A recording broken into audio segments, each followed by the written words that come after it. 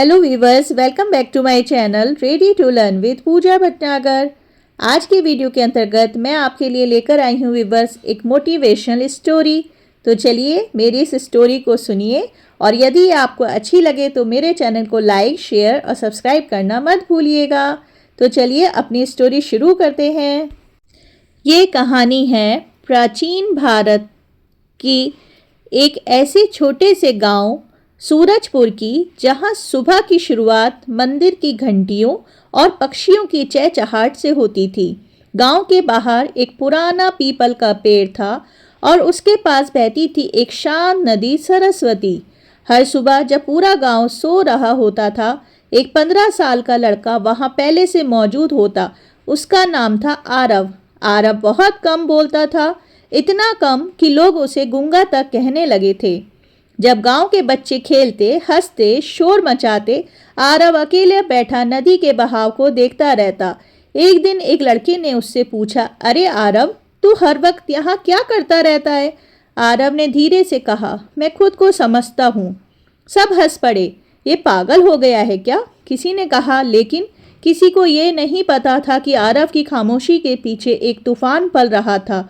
हर दिन सूरज निकलने से पहले आरव नंगे पांव दौड़ लगाता, कभी ऊबड़ खाबड़ रास्तों पर, कभी नदी के बहाव के खिलाफ तैरता, कभी आंखें बंद करके खड़ा रहता, सिर्फ अपनी सांसों को सुनते हुए।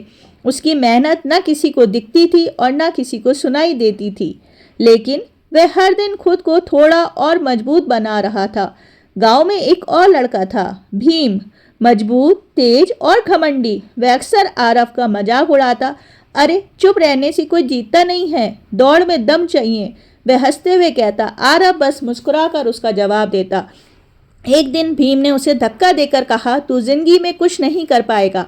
आरव ने पहली बार उसकी आंखों में देखा और धीरे से कहा, देखेंगे। उस रात आरव आसमान की तरफ देख रहा था। तारों के बीच उसके मन ही मन ने कहा, मैं अपनी खामोशी को कमजोरी नहीं, अपनी ताकत बनाऊंगा। उस दिन के बाद उसकी मेहनत और भी बढ़ गई। कुछ दिनों बाद गांव में ढोल नगाड़े बजने लगे। राज्य से खबर आई थी, राज्य स्तरीय दौड़ प्रतियोगिता, इनाम था सोने का पदक, शिक्षा का अवसर और राजा का सम्मान। पूरा गांव उत्साहित था। भीम ने जोर से कहा, इस बार जीत मेरी ही होगी।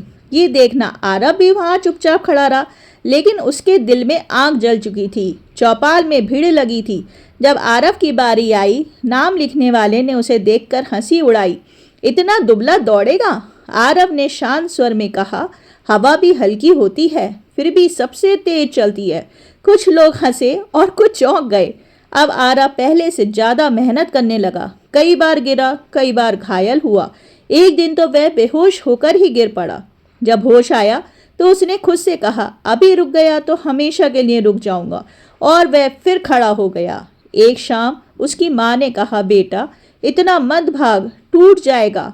आरव ने मुस्कुराकर कहा, माँ मैं टूटने नहीं बनने भाग रहा हूँ। माँ की आंखों में आंसू आ गए, लेकिन उसने कुछ नहीं कहा। पूरा मैदान लोगों से भरा था। ढोल, शोर, उत्साह, भीम आत्मविश्वास से भरा हुआ था। आरव शांत खड़ा था, आंखें बंद, सांसें स्थिर, जैसे वो और कहीं हो। तैयार, दौड़ो। सभी लड़के तेजी से दौड़े, भागे। आरव सबसे पीछे था। भीड़ हंसने लगी, देखो फिर पीछे रह गया। लेकिन धीरे धीरे आरव की चाल बदलने लगी। उसने अपनी सांसों को लय में कर लिया। उसका शरीर हल्का होने लगा। वो एक एक करके सबको पार करने लगा। भीड़ चौंक गई। अब सिर्फ आखिरी चक्कर बचा था। आगे भीम था, लेकिन पीछे से आरव भी तेजी से आ रहा था। भीम ने पीछे देखा और पहली बार डर गया। फिनिश लाइन पास थी। आरव ने अपनी पूरी ताकत लगा दी और अगले ही पल वो सबसे आगे निकल गया। आरव जीत चुका था। पूरा मैदान तालियों से गूंज उठा। राजा ने पूछा, तुम इतने चुप क्यों रहते हो? आरव ने मुस्कुराकर कहा, महाराज, शोर ध्यान भटकाता है और खामोशी मंजिल तक पहुंचाती है। शाम को आरव फिर उसी नदी के पास खड़ा था। उसने पानी की तरफ देखा और कहा, देखा, मैंने कर दिखाया। नदी बहती रही, जैसे कह रही हो, आरव खुद से जीतता है वही दुनिया जीतता है। खामोशी कमजोरी नहीं होती, अगर उसमें मेहनत की आवाज़ छुपी हो। तो व्यूवर्स, कैसी लगी आपको आज की हमारी स्टोरी? यदि ये वीडियो आपको अच्छी लगी हो तो इसको लाइक और शेयर करना मत भूलिएगा और हमारे channel ready to learn with Pooja Bhatnagar को सब्सक्राइब करिए। जल्दी मिलती हूँ अपनी नेक्स्ट वीडियो में। तब तक के लिए बाय बाय, टेक केयर।